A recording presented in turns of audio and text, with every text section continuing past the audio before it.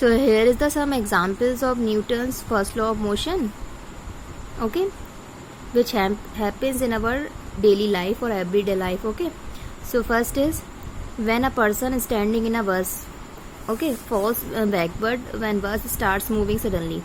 It means कोई person है, okay, कोई person बस में खड़ा हुआ है, okay, और जैसे ही बस जो है जैसे ही बस चलने लगती है, ओके, बस क्या है, बस में कोई पर्सन खड़ा है, ओके, बस रुकी हुई है, बट जैसे ही बस स्टार्ट होती है सडनली, तो जो पर्सन खड़ा हुआ है वो पीछे की साइड बैकवर्ड डायरेक्शन में गिर जाता है, ओके.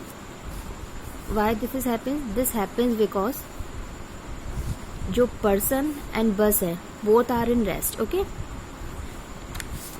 पहले तो जो बस है वो रेस्ट पोजीशन में है, ओके, तो पर्सन और बस जो है दोनों रेस्ट पोजीशन में होते हैं बिकॉज बस मूव नहीं कर रही है, तो पर्सन और बस दोनों रेस्ट पोजीशन में रहेंगे, ओके. बट जैसे ही जो बस होती है दैट स्टार्ट्स मूविंग, जैसे ही वो चलती है, so legs of the person also start moving.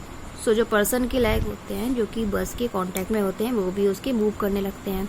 But leg के अलावा जो अदर पार्ट होता है, रेस्ट पोर्शन जो है बॉडी का, जो रेस्ट पोर्शन लेग के अलावा जैसे ही बस मूव करेगी उसके लेग भी मूव करने लगेंगे. बस जो रेस्ट पोर्शन है बॉडी का अदर पार्ट लेग के अलावा, वो उसकी टेंडेंसी होती है कि वो रिमेन में ही रहे, ओके. उसकी टेंडेंसी होती है कि वो रिमेन में ही रहते हैं सारे पार्ट्स, ओके. इस टाइप की उसका नेचर होता है. सो इस वजह से because of this the person falls backward, पीछे की साइड गिर जाता है, okay, if he is not alert. And the second is opposite. A person standing in a moving bus falls forward. A driver applies brakes suddenly.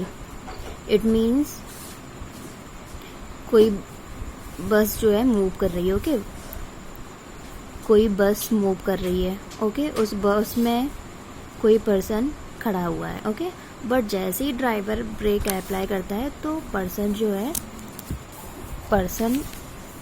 आगे की side forward direction में गिर जाता है, ओके, जैसे ही ब्रेक लगते हैं. This happens because reason is bus and because bus is moving, the person standing in it. It means कोई पर्सन जब बस में स्टैंड करता है, बस में खड़ा हुआ है, तो बस क्या होती है, मूव कर रही होती है, okay. It also in motion. It means देखो, जब कोई बस मूव करती है ना और बस में कोई पर्सन खड़ा हुआ होता है, तो जो खड़ा हुआ पर्सन है वो भी मूवमेंट पोजीशन में होता है, ओके, वो भी मूवमेंट पोजीशन में होता है. बट जैसे ही ड्राइवर ब्रेक अप्लाई करता है, okay, when driver applies brake, so जैसे ही ब्रेक अप्लाई करता है तो speed of the bus decreases. जो बस की स्पीड होती है वो डिक्रीज हो जाती है, ओके. और we can say the bus comes in the straight or rest position, okay. बस की स्पीड स्लो हो जाती है, डिक्रीज हो जाती है और रेस्ट पोजीशन में बस आ जाती है, okay. So in this condition legs of the person which are in contact with bus, जो पर्सन के लेग है जो कि बस के कॉन्टेक्ट में है, ओके, वो भी रेस्ट पोजीशन में आते हैं. जबकि उनकी नेचर क्या होता है, उनका नेचर ये होता है while the rest part of the body have tendency to remain in motion.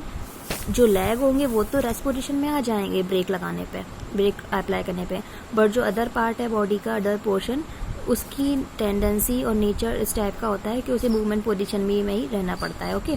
सो इस वजह से क्या होता है, person falls forward if he is not alert, okay. So these were the examples of Newton's first law of motion, okay. Now mass and inertia. What is mass and inertia?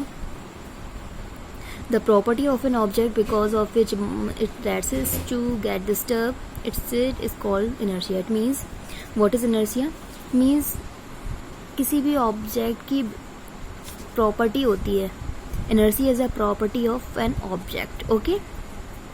किस type की property होती है, किसी भी object की जो position होती है उसकी पोजीशन में उसकी पोजीशन को डिस्टर्ब करने के लिए जो प्रॉपर्टी यूज़ करते हैं that is called inertia. It means जैसे कोई रेस्ट पोजीशन में है तो उसको मूवमेंट में लाने के लिए, और मूवमेंट में है तो उसको रेस्ट पोजीशन में लाने के लिए जो प्रॉपर्टी यूज़ होती है, ओके, मीन्स पोजीशन को डिस्टर्ब करने के लिए, ओके, पोजीशन को चेंज करने के लिए we can say, so that this property is called the inertia, okay, the property of an object which get disturb the state of the object, okay, this is called inertia and it is represented by I is equal to mc square, m is mass and c is the speed of light, okay.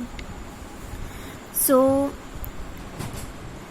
we can say from this formula, इस फॉर्मूले से क्या समझ में आ रहा है, if जो I is directly proportional to the m, okay, it means that is if we increase m so I will increase, if we decrease m so I will decrease, okay. So this means inertia increases with increase of mass and decreases with decrease of mass. mass को increase करेंगे inertia increase होगा, mass decrease करेंगे तो inertia decrease होगा, okay, because I is directly proportional to the m, okay. This was the definition of inertia of an object, okay.